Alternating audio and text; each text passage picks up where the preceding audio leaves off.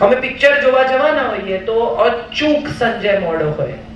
અમે અનેક વાર પિક્ચર ખોયું, ટિકિટો ફાડી નાખી, પગથિયા પર લડ્યા, હું ઘેર જતી રહી, એ ત્યાં ઉભો રહ્યો. આવું બધું થઈ ચૂક્યા પછી હવે મેં એવું નક્કી કર્યું છે કે હું પિક્ચર જોવા એકલી જાઉં છું. તમે કેવી રીતે અમુક પરિસ્થિતિમાં જાતને મૂકી શકો? તમે ફિલ્મ જોવા જવાના છો એવું તમે નક્કી કરો ત્યારે તમે પહેલી વાર એને એમ કહો કે ટાઈમસર આવજે. આ વાક્યનો એને માટે કોઈ અર્થ જ નથી. તમે ચાઇનીઝમાં બોલ્યા હોય એવી વાત છે, એને સમજાયું જ નથી. પછી તમે પાછો ફોન કર્યો કે 4 વાગ્યાનો શો છે, ટાઈમસર આવજે. હા હા, એ ઓફિસ થી જ 4:45 નીકળ્યો છે, એ નહીં જ આવે. એકવાર મેં ફોન કરેલો એના સેલ ફોન, એના લેન્ડલાઈન ઉપર, અને સંજય ઓફિસ નું લેન્ડલાઈન ઉપાડીને કહ્યું હું રસ્તામાં જ છું. શું થઈ શકે? ચાલો, મારે માટે ફિલ્મ પહેલા ટાઇટલ થી જોવી અનિવાર્ય છે. હું હિન્દી ફિલ્મની ફનાટિક છું, ફેન.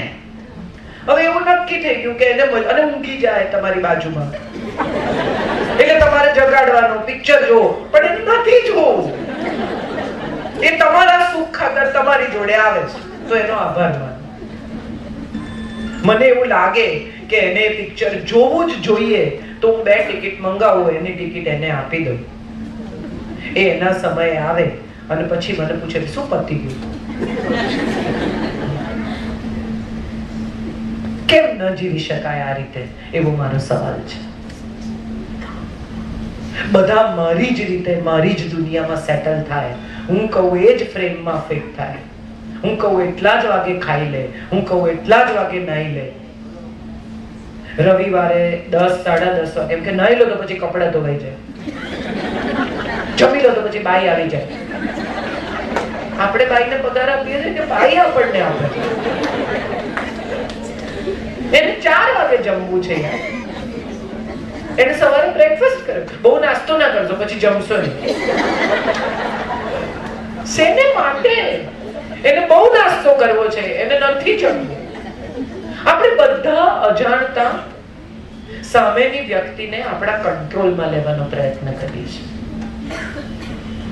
નહીં કરો, કારણ કે માણસ કંટ્રોલ થઈ શકે એવી ચીજ જ નથી.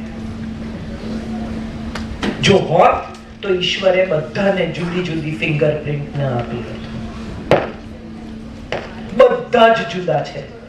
આટલા અબજ લોકો જન્મે છે, એક પણ ફિંગરપ્રિન્ટ બીજા સાથે મેચ નથી થતી. એનો અર્થ એ છે કે બધાના મગજ પણ જુદા છે. દરેકની વિચારવાની શક્તિ જુદી છે. એટલે ભિન્ન રહીને એક થવું એ ઈશ્વરિક પરિભવ છે. બીજું, આપણે સાથે મળીને પશુપાલન કરીએ. આ પશુ એટલે કોણ?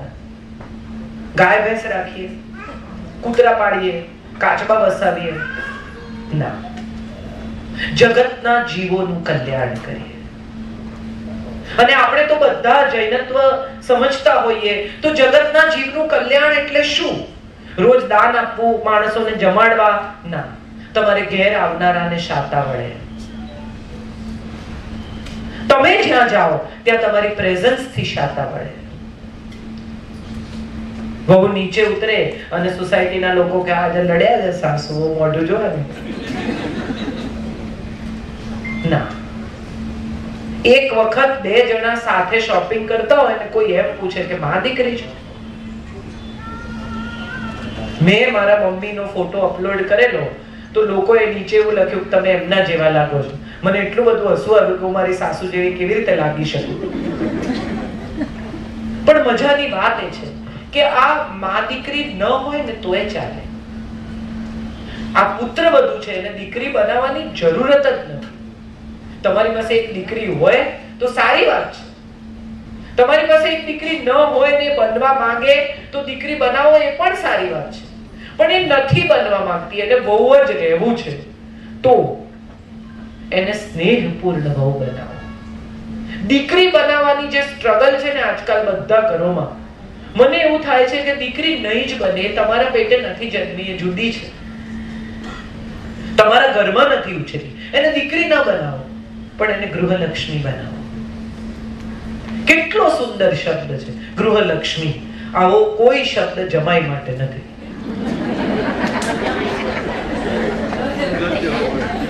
ઘર જમાઈ તો ડેરોગેટરી ટર્મ છે. ગૃહલક્ષ્મી સન્માનપૂર્ણ શબ્દ છે. આપણે સન્માનની વાત કરીએ, જે ઉતારી પાડવા નથી આવી હું કોઈ. So what I personally feel is કે જે ઘરની લક્ષ્મી થઈને આવી છે, જે અન્નપૂર્ણા છે, જે કુળવધુ છે, જે કુળને વધારે છે, તે જે પુત્રવધુ છે, પુત્રથી પણ વધુ વહાલી છે, તે પુત્રવધુ. આ ટર્મ્સ કઈ આપણે આજે નથી શોધ્યા. કેટલી સદીઓ પહેલા પુત્રવધુ કહેવામાં આવી. પુત્રવધુ એટલે શું? વધુ, નવવધુ. નવો આનંદ લઈને, નવો આનંદ વધારવા આવેલી નવવધુ. પુત્રવધુ, પુત્ર કરતા જે વધુ છે તે. કુળવધુ, કુળને વધારનાર છે તે. એવી છોકરી પરણીને તમારે ઘરે આવે છે, એને ઘરે 9 વાગે ઉઠતી હોય, દાખલા તરીકે. તે ભલે ઉઠતી, 6 વાગે ઉઠાડીને આપણે કહીએ ને કસરત કરાવી છે. અમારા ઘરમાં બધા 6 વાગે ઉઠે છે, ઉઠતા હશે, એ નથી ઉઠતી. એ 9 વાગે ઉઠીને એનું કામ કરે છે. તમે 12 વાગે જમતા હો તો 12 વાગે રસોઈ તૈયાર હોય છે. હા, તો એ કેટલા વાગે ઉઠે છે એમાં ન પડો. આ બહુ મહત્વનું છે. ઘરની શાંતિ એ જીવોનું કલ્યાણ છે. ઘરમાં શાંતિ રહેવી જોઈએ. બહારથી પુરુષને ઘરમાં આવવાનું મન થવું જોઈએ. આ બધા બે બૈરા સુઈ જાય પછી જ હું જઈશ, એવી પરિસ્થિતિનું નિર્માણ નહીં થવા દેવાનું. અને બહુ ઇન્ટરેસ્ટિંગ છે, જો મા પાસે જાય સીધો કેમ છો કેવા, તો તરત પત્ની કહે ગયો માવડીયો. જો પત્ની પાસે જાય તો તરત માં કે હો ગયેલો લો. એટલે હવે પુરુષે નવું શોધ્યું છે, આવતાની સાથે ટીવી ચાલુ કરે. બેમાંથી કોઈ નહીં, નામ જ લેવું નથી. એને બદલે માં અને પત્ની બંને સાથે જ બેઠા હોય, સાથે જ ચા પીતા હોય, કે સાથે જ રસોડામાં હોય, અને અંદર જાય તો બંનેને મળી શકે. એક બહાર હોય ને એક અંદર હોય, એવું શું કરવા? એક પોતાના રૂમમાં અને બીજી પોતાના રૂમમાં, એવું શું કરવા? એક પરિવાર સતત ડ્રોઈંગ રૂમમાં સાથે કેમ ન બેસી શકે? દરેક માણસે એક બેસે એટલે બીજાએ ઉઠી જવું, એવી કોઈ સંગીત ખુરશી નથી. અજાણતા જ આપણે એવી પરિસ્થિતિનું નિર્માણ કર્યું છે. એટલે આ બીજું વચન છે, જે પશુપાલન છે. અને સૌથી મોટું પશુ આપણી અંદર છે, જેનું પણ પાલન કરવાનું છે. વારે વારે જાનવર બહાર ન આવવું જોઈએ. જે પરણીને આવી છે એના પર હાથ નહીં જ ઉપાડવા. ગમે તેટલો ગુસ્સો આવે, 2 પ્લેટ તોડી નાખવાની.